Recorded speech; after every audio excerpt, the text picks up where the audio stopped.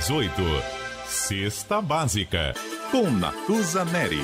Oferecimento: Fundação Dom Cabral, a melhor escola de negócios da América Latina pelo Financial Times.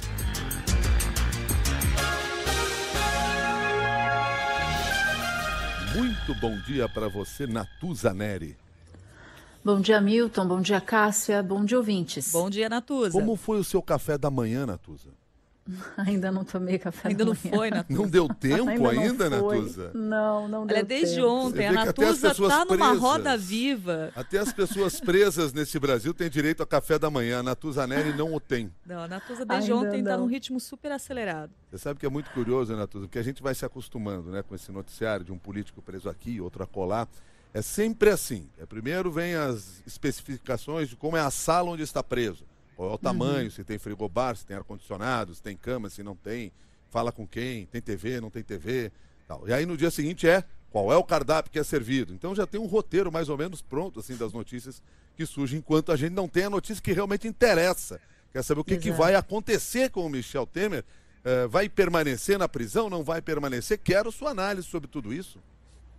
Olha, sobre esse caso específico a gente não tem ainda como saber, mas os bastidores com os quais eu me deparei ontem dão a seguinte conta, que a situação jurídica do ex-presidente Michel Temer vai piorar bastante.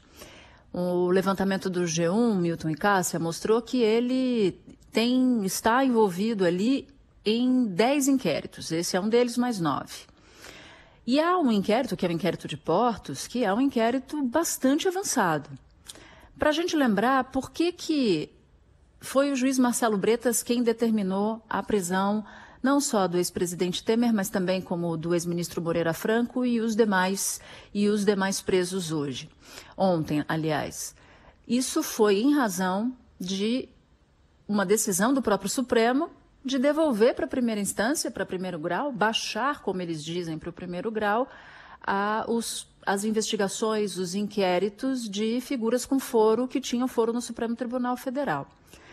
Logo, tudo foi lá para a primeira instância, ou quase tudo, não só em relação a Michel Temer, mas em relação a muitos dos políticos que mandavam na República até a eleição, porque não foram reeleitos, perderam o foro privilegiado, até o fim do mandato, né, até dezembro. Logo, a expectativa geral é de conclusão sucessiva de casos relacionados a políticos com foro, e com Michel Temer não seria diferente.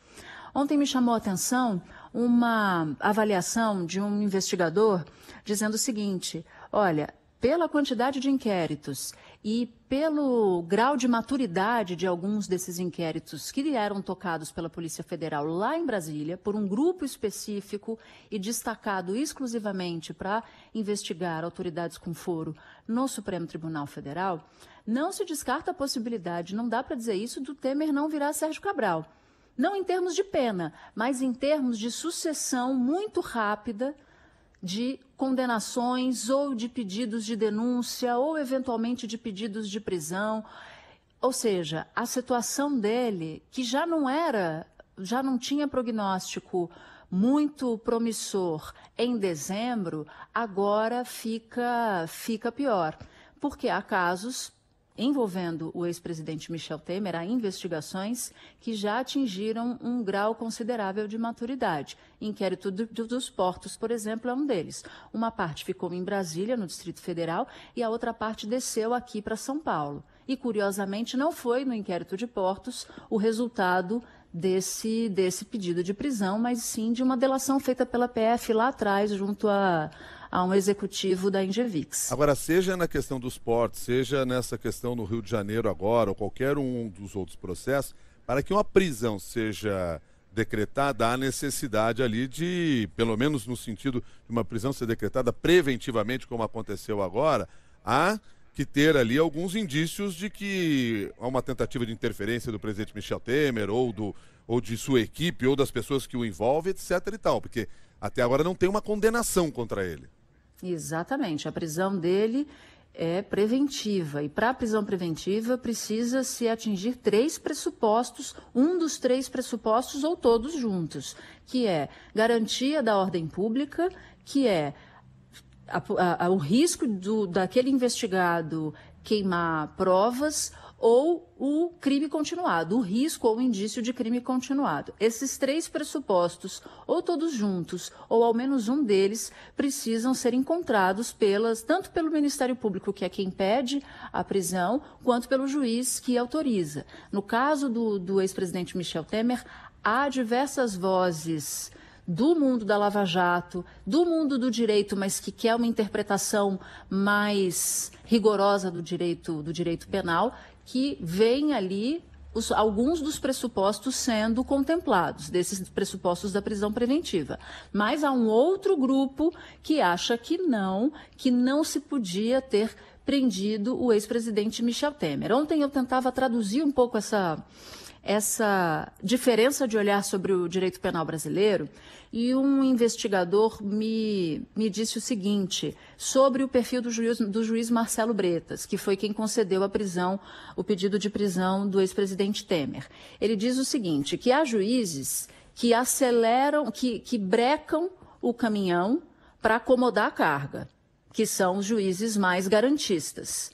Mas há juízes, e o Marcelo Bretas, e o Bretas é um desses juízes, ele acelera o caminhão para acomodar a carga. Então, essa é a diferença de um juiz da Lava Jato ou de um juiz que defende maior rigor na interpretação da lei penal e de um juiz que defende a lógica garantista. Interessante essa definição, Natuza. Agora, um outro tema do momento também é a insatisfação do presidente da Câmara. Estamos prestes a ver o Rodrigo Maia deixando a articulação da reforma da Previdência? Olha, Cássia, tem esse risco enorme. Rodrigo Maia tem reclamado muito de ataques nas redes sociais ligadas ao clã Bolsonaro, à família Bolsonaro, a ele.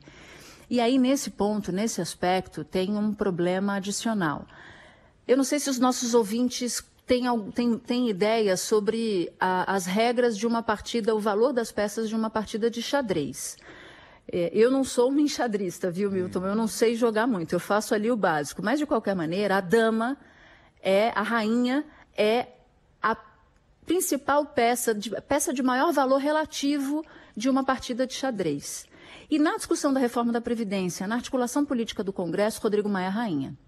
Ele tem maior liberdade de movimentação, ele é, em muitos aspectos, a garantia de vitória da partida, mas ele está sendo hostilizado pelas peças do próprio time dele, do próprio campo dele. E aí isso vai se tornando um problema a cada dia que passa. Então, num dia ele foi chamado de achacador por partidários do presidente Jair Bolsonaro e de filhos do presidente Jair Bolsonaro. Hoje, ele já existe uma hashtag nas redes sociais contra Rodrigo Maia. Isso vai